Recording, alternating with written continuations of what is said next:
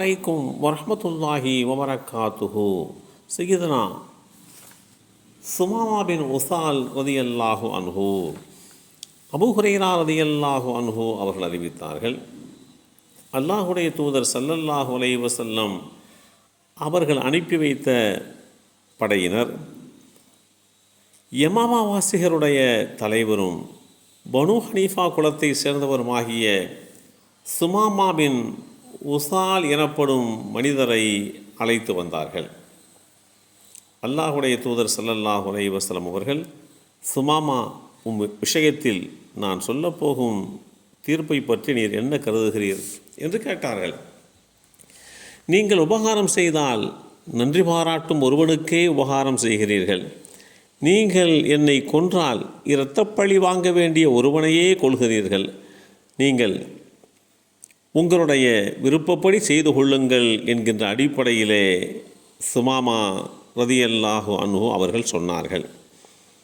உடனே ஸல்லல்லாஹு அலைஹி வஸல்லம் அவர்கள் சுமாமாவை அவிழ்த்து விடுங்கள் என்று கூறினார்கள். உடனே சுமாமா ரதியல்லாஹு அன்ஹு அவர்கள் பள்ளிவாசலுக்கு அருகிலே இருந்த பேரிச்சன் தோட்டத்திற்கு சென்று குளித்துவிட்டு பள்ளிவாசலுக்கு வந்தார்கள். அல்லாஹ்வை தவிர வேறு இறைவன் இல்லை என்று உறுதிமொழிகிறேன்.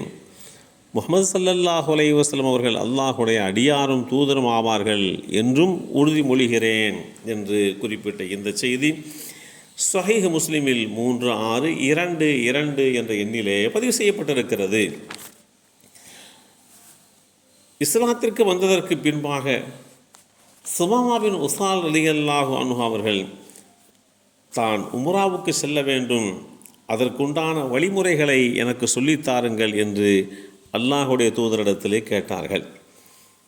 அப்போது அல்லாஹுடைய தூதர் ஸல்லல்லாஹு அலைஹி வஸல்லம் அவர்கள் உம்ரா செய்வதற்குண்டான முறையை சொல்லிக் கொடுத்தார்கள். கஅபாவை தவாப் சுற்ற வேண்டும், 2 ரக்காத்துகள் தொழ வேண்டும், சஃபா மர்வா இடையே தொங்கோட்டம் போட வேண்டும், பின்னர் தலைமுடி களைய வேண்டும். இந்த 4 செயல்கள்தான் உம்ராவுடைய பிரதான செயல்கள் என்று குறிப்பிட்டார்கள்.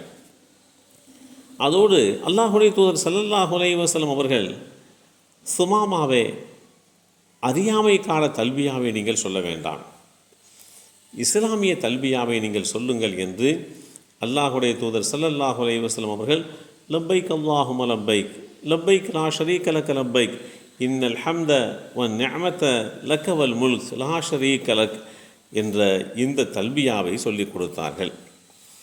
இதுவரை இந்த தல்பியாவை மக்காவில் யாருமே ஓதியதில்லை. காரணம், நாம் படித்து கொண்டிருக்கக்கூடிய இந்த நிகழ்வு ஹிஜ்ரி 6ஆம் ஆண்டை சேர்ந்தது. எனவே இந்த தல்பியாவை மக்காவாசிகள் யாரும் அறிந்திருக்க வாய்ப்பில்லை. ஸல்லல்லாஹு அலைஹி வஸல்லம் அவர்களிடத்திலே கற்றுக்கொண்ட தல்பியாவை ஓதியவாறு இஹ்ராம் அணிந்த நிலையிலே மக்காவுக்குள்ளே சுமாமா பின் உசால் ரலியல்லாஹு அன்ஹு அவர்கள் நுழைந்தார்கள். காபாவை அடைந்ததும் உரத்த குரலில் அந்த தல்பியாவை ஓதினார்கள். ஒட்டுமொத்த மக்காவே கேட்கும் வண்ணம் சப்தமாக ஓதினார்கள்.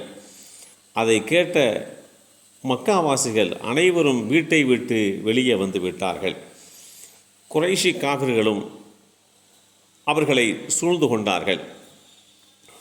யார் இந்த புதிய தல்பியாவை சொல்பவர் என்று எல்லோருமே வியப்போடு பார்த்தார்கள்.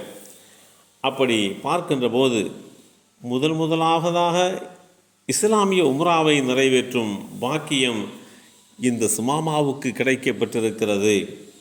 எனவே முதலாக தல்பியாவை உரத்த குரலில் காபாவில் முழங்கிய அந்த பாக்கியத்திற்குரியவர்களாக இவர்கள் பார்க்கப்பட்டார்கள். அல்லாஹுடைய தூதர் ஸல்லல்லாஹு அலைஹி வஸல்லமுடைய வழிமுறைப்படி உம்ரா என்கின்ற அந்த புதிய ஒரு வழிபாட்டை மக்காவிலே முதலாவதாக புதிய தல்பியாவை முழங்கி கொண்டு நிறைவேற்றிய அந்த பாக்கியத்துக்குரியவர்கள்தான் சுமாமா பின் உசால் ரலியல்லாஹு அன்ஹு அவர்கள். இஸ்லாமிய மார்க்கத்தை நிலைநாட்ட முர்தத்துக்களுக்கு எதிரான பல்வேறு தற்காப்பு யுத்தங்களிலே கலந்து கொண்டு திரும்பும்போது அநியாயமான முறையிலே சுமாமா பின் உசால் ரதியல்லாஹு அன்ஹு அவர்கள் ஷஹீதானார்கள் என்கின்ற அந்த வரலாற்றையும் நாம் பார்க்கிறோம்.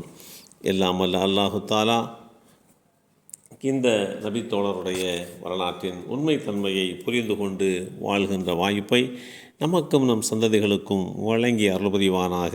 அஸ்ஸலாமு அலைக்கும் வரஹ்மத்துல்லாஹி வபரகாத்துஹு.